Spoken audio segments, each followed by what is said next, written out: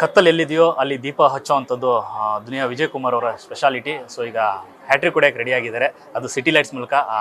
ಟೈಟಲ್ನಲ್ಲೇ ದೀಪ ಇದೆ, ಇನ್ನು ದೀಪ ದೊಡ್ಡ ಮಟ್ಟದಲ್ಲೇ ಉರಿಯುತ್ತೆ. ಅದಕ್ಕೆ ನಮ್ಮ ಜೊತೆ ವಿಜಯ್ ಕುಮಾರ್ ಅವರು ಇದ್ದರೆ ಬನ್ನಿ ಮಾತಾಡ್ಸೋಣ. ಸರ್, ಮೊದಲಿಗೆ ಕಂಗ್ರ್ಯಾಚುಲೇಷನ್ ಸರ್, ಹ್ಯಾಟ್ರಿಕ್ ಹೊಡೆಯಕ್ಕೆ ರೆಡಿ ಆಗಿದ್ದೀರಾ. ಸಿಟಿ ಲೈಟ್ಸ್ ಸಿನಿಮಾದ ಟೈಟಲ್ಲೇ ಒಂದು ಬೇರೆ ವೈಬ್ ಇದೆ. ಚಾರ್ಲಿ ಚಾಪ್ಲಿನ್ ಅವರ ಒಂದು ಫೇಮಸ್ ಒಂದು ಸಿನಿಮಾ ಇದೆ ಸಿಟಿ ಲೈಟ್ಸ್. ಅದಕ್ಕೂ ಇದಕ್ಕೂ ಒಂದಷ್ಟು ವಿಚಾರ ಅಂತ ಬರೋದಾದ್ರೆ, ಅಂದರೆ ಕಂಟೆಂಟ್ ವಿಚಾರದಲ್ಲಿ ಲೈಟ್ಸ್ ಹಚ್ಚುವಂಥದ್ದು, ಅಂದರೆ ಮೊದಲೇ ಹೇಳಿದಾಗೆ ದೀಪ ಹಚ್ತೀರಾ, ಎಲ್ಲೋ ಕತ್ತಿರೋ ಕಡೆ ಹುಡುಕ್ತಾ ಇರ್ತೀರಾ, ಅದೇ ಥರ ಕಥೆ ಆಗಿರುತ್ತೆ ಅಂತ. 100% ಆಗಿರುತ್ತೆ. ತುಂಬ ಜನಕ್ಕೆ ನೋವುಗಳಿಗೆ ರೆಪ್ರೆಸೆಂಟ್ ಮಾಡುವಂಥ ಒಂದು ಕಥೆ ಆಗಿದೆ. ಖಂಡಿತವಾಗ್ಲೂ ಒಂದು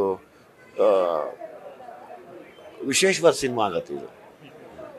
ಸರ್, 3ನೇ ಸಿನಿಮಾವಾಗಿ ಈ ಸಿನಿಮಾವನ್ನು ಆಯ್ಕೆ ಮಾಡ್ಕೊಳಕ್ಕೆ ಒಂದು ಕಾರಣ ಇದಿಲ್ಲ, ಅದು ಕೂಡ ಮಗಳನ್ನ ಇಂಟ್ರೊಡ್ಯೂಸ್ ಮಾಡ್ತಿರೋಂಥ ಸಿನಿಮಾ.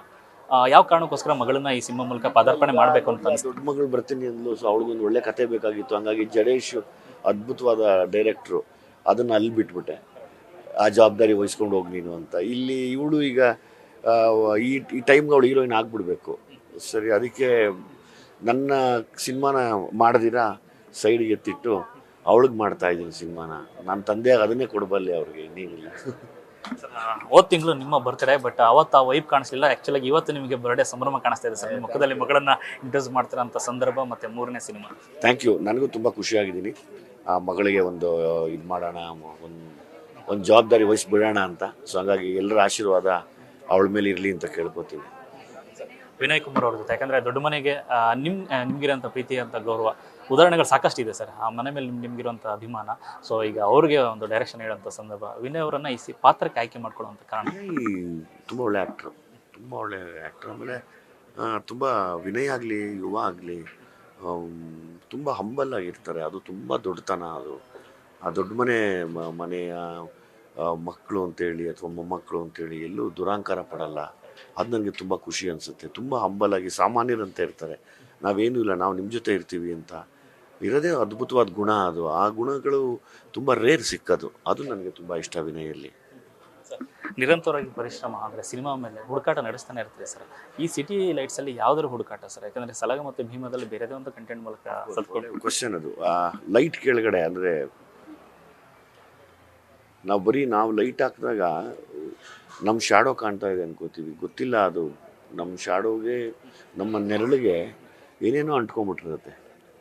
ಅದೇನು ಅಂತ ಬಿಡಿಸಿಡಕ್ಕೆ ಟ್ರೈ ಮಾಡ್ತೀನಿ ಈ ಸತಿ.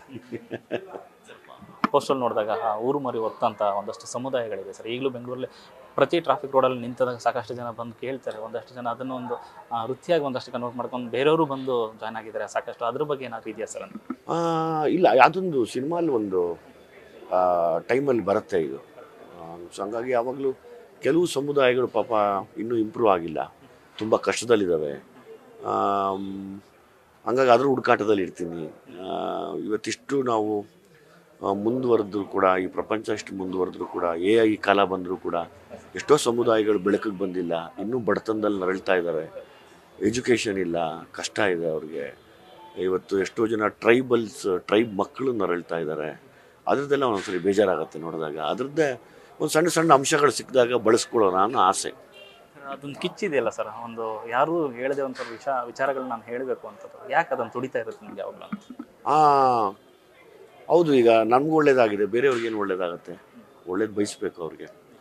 ಇನ್ನೊಬ್ರಿಗೂ ಒಳ್ಳೇದು ಬಯಸೋದೇ ನನಗೆ ಗೊತ್ತಿರೋಂಗೆ ಆರೋಗ್ಯ ಅನ್ಕೋತೀನಿ ನಾನು ಯಾವಾಗಲೂ. ನಾವು ಆರೋಗ್ಯವಾಗಿರ್ಬೇಕು, ಇನ್ನೊಬ್ರಿಗೆ ಒಳ್ಳೇದು ಬಯಸ್ಬೇಕು, ಅಷ್ಟೇ. ಮಕ್ಕಳನ್ನು ದೀಪಕ್ಕೆ ಹೋಲಿಸಿದ್ರೆ ಮನೆಯ ದೀಪಗಳು ಜೊತೆಗಿದ್ದಾರೆ. ಈಗ ಮನೀಶ್ ಅವರು ಇದ್ದಾರೆ. ಸೊ ಅವರ ಎಂಟ್ರಿ ಬಗ್ಗೆ ನಿಮ್ಗೆ ವೈಯಕ್ತಿಕವಾಗಿರೋಂಥ ಖುಷಿ? ಒಳ್ಳೇದಾಗಲಿ ಅಂತ ಹೇಳ್ತೀನಿ. ಒಳ್ಳೇದಾಗ್ಲಮ್ಮ, ಇದು ತುಂಬ ದೊಡ್ಡ ಜವಾಬ್ದಾರಿ ಕೆಲಸ, ತುಂಬ ಜವಾಬ್ದಾರಿಯಿಂದ ಮಾಡು ಅಂತ ಹೇಳ್ತೀನಿ ಅಷ್ಟೇ. ಸೊ ಮನೀಶ್ ಅವರು ಆಗಲೇ ಸಾಕಷ್ಟು ಮಾತಾಡಿದ್ವಿ, ತಂದೆ ಜೊತೆ ಪಕ್ಕದಲ್ಲಿದ್ದಾರೆ. ಒಂದು ಖುಷಿ ಸಂಭ್ರಮವನ್ನು ಹಂಚ್ಕೊಳ್ಳೋದಾದರೆ? ತುಂಬ ಖುಷಿ ಇದೆ, ತುಂಬ ಜವಾಬ್ದಾರಿ ಇದೆ, ನೆರವೇರಿಸ್ಕೊಂಡು ಹೋಗ್ತೀವಿ ಅಷ್ಟೇ. ತಂದೆ ಡೈರೆಕ್ಷನ್ ಬಗ್ಗೆ ಹೇಳೋದಾದರೆ ಹೇಗಿರ್ತಾರೆ ಸೆಟ್ಟಲ್ಲಿ? ಈಗ ಆಲ್ರೆಡಿ ಒಂದು ಫೋಟೋ ಶೂಟ್ ಆಗಿರೋದ್ರಿಂದ ಸೆಟ್ಟಲ್ಲಿ ಅವರು ಡೈರೆಕ್ಟರ್ ಆಗಿರ್ತಾರೆ, ವೆರಿ ಪ್ರೊಫೆಷ್ನಲ್. ಆ್ಯಂಡ್ ನೋಡೋಣ, ನಮ್ಮ ಶೂಟ್ ಸ್ಟಾರ್ಟ್ ಆಗುತ್ತೆ, ಐ ಆಮ್ ಶ್ಯೂರ್ ಹಾಗೇ ಇರ್ತಾರೆ ನನ್ನ ಜೊತೆ ಕೂಡ. ಆಗಷ್ಟೇ ಹೇಳಿದೆ, ಹೋದ ತಿಂಗಳು ಅವರು ಬರ್ತ್ಡೇ, ಅವತ್ತು ಅನ್ನಿಸ್ಲಿಲ್ಲ ಬರ್ತ್ಡೇ ಅಂತ, ಇವತ್ತು ಅನ್ನಿಸ್ತಾ ಇದೆ. ಮಗಳನ್ನು ಇಂಟ್ರೊಡ್ಯೂಸ್ ಮಾಡ್ತಿರೋ ಒಂದು ಖುಷಿ ಅವ್ರ ಮುಖದಲ್ಲಿ ಇದು ಕಾಣಿಸ್ತಾ ಇದೆ. ಅದು ನೀವು ಅವ್ರನ್ನೇ ಕೇಳಬೇಕು. ಅವ್ರೇನು ಎಕ್ಸ್ಪ್ರೆಸ್ ಮಾಡಲ್ಲ ಜಾಸ್ತಿ, ಬಟ್ ಏನೋ ಸಂತೋಷವಾಗಿದ್ದಾರೆ ಡೀಪ್ ಡೌನ್. ಸರ್ ಮಗಳು ವಿಚಾರದಲ್ಲೂ ಅಷ್ಟೇ, ಯಾಕಂದರೆ ಗ್ರಾಂಟೆಡ್ ತಗೊಂಡಿಲ್ಲ ಸಿನಿಮಾ ಅನ್ನೋದು, ಅವ್ರು ತಯಾರಿ ಮಾಡ್ಕೊ ಬಂದಿರಲ್ಲ, ಅದು ನಿಜವಾಗ್ಲೂ ಗ್ರೇಟ್. ಹೊರಗಡೆ ಹೋಗಿ ಕಲ್ತದಾಗಲಿ, ಅವರು ಡೈರೆಕ್ಷನ್ ಟೀಮಲ್ಲಿ ಒಂದಷ್ಟು ದಿನಗಳ ಕೆಲಸ ಮಾಡೋದಾಗಲಿ. ಕಲಿಬೇಕು. ಪ್ರತಿಯೊಂದು ಕೆಲಸಕ್ಕೂ ಹೋಮ್ ವರ್ಕ್ ಇರಬೇಕು. ಹೋಮ್ ವರ್ಕ್ ಇಲ್ಲ ಅಂದರೆ ತುಂಬ ಕಷ್ಟ ಆಗುತ್ತೆ. ಸೊ ಹಂಗಾಗಿ ನಾನು ಯಾವಾಗಲೂ ಒಂದೇ ಹೇಳೋದು, ಯಾವುದೇ ಕ್ಷೇತ್ರ ಆಗಲಿ ತುಂಬ ಕಷ್ಟಪಡಿ ಅಂತ ಹೇಳ್ತೀನಿ ಅಷ್ಟೇ. ಇಡೀ ಕೆ ಮಂಜು ಅವ್ರು ಹೇಳ್ತಾ ಇದ್ರೆ ಇಂಡಸ್ಟ್ರಿಗೆ ಮತ್ತೊಬ್ಬರು ರಮ್ಯ ಸಿಕ್ತಂಗೆ ಆಯಿತು ಅಂತ. ಆಗಲಿ, ಸಂತೋಷ. ಅವ್ರಿಗೊಂದು ದೊಡ್ಡ ಸ್ಥಾನ ಇದೆ ರಮ್ಯಾ ಅವ್ರಿಗೆ. ಇಲ್ಲಿ ನನ್ನ ಮಗಳಿಗೂ ಕೂಡ ಒಂದು ಒಳ್ಳೆಯ ಸ್ಥಾನ ಸಿಗಲಿ, ಆಶೀರ್ವಾದ ಸಿಗಲಿ ಅಂತ ಕೇಳ್ಕೊತೀನಿ. ಇನ್ಫ್ಯಾಕ್ಟ್ ರಮ್ಯಾ ಅವರು ಕೂಡ ಈ ಕಾರ್ಯಕ್ರಮ ನೋಡ್ತಿದ್ರೆ ನನ್ನ ಮಗಳನ್ನ ಹರಿಸಿ ಒಳ್ಳೇದಾಗಲಿ ಅಂತ ಹರಿಸಿ ಅಂತ ಕೇಳ್ಕೊತೀನಿ. Thank you so much sir. ಮೊದಲೇ ಹೇಳ್ದಂಗೆ ಕತ್ಲಲ್ಲಿ ಅಲ್ಲಿ ದೀಪ ಹಚ್ಚೋ ಕೆಲಸ ಮಾಡ್ತಿರ್ತೀರಿ, ಈಗ ಸಿಟಿ ಲೈಟ್ಸ್ ಇಲ್ಲೇ ಲೈಟ್ಸ್ ಇದೆ, ಒಳ್ಳೇದಾಗಲಿ, ದೊಡ್ಡ ಸಕ್ಸಸ್ ಆಗಿದೆ. Thank you so much sir. Thank you. Yes, ಇದಿಷ್ಟು ದುನಿಯಾ ವಿಜಯ್ ಕುಮಾರ್ ಅವರ ಮಾತು. ಕ್ಯಾಮ್ರಾ ಪರ್ಸನ್ ರೋಷನ್ ಜೊತೆ ಲೋಕೇಶ್ ನ್ಯೂಸ್ ಫಸ್ಟ್, ಬೆಂಗಳೂರು.